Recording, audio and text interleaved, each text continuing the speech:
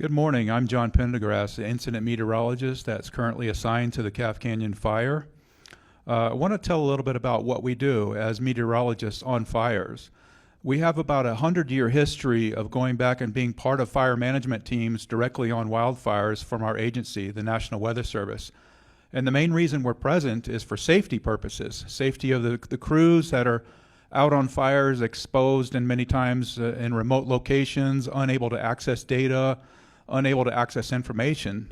And so that's why we're present on fires, is for mainly the safety.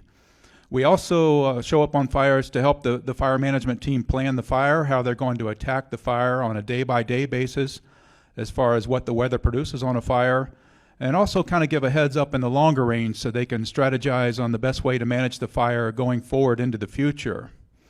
So a little bit about what we're here doing today with the pattern that we're in.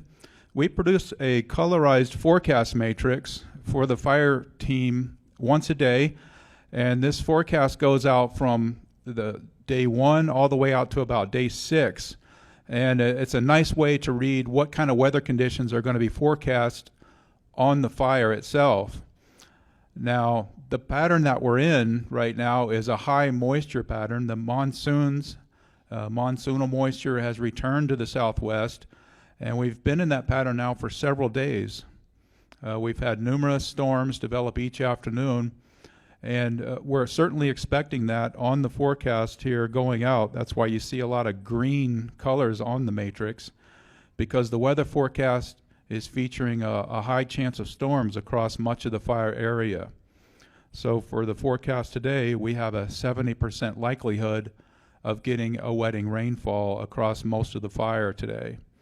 And that's carrying forward out through the end of this week, and we don't really see a drying pattern until about early next week, where the monsoon moisture is going to decrease.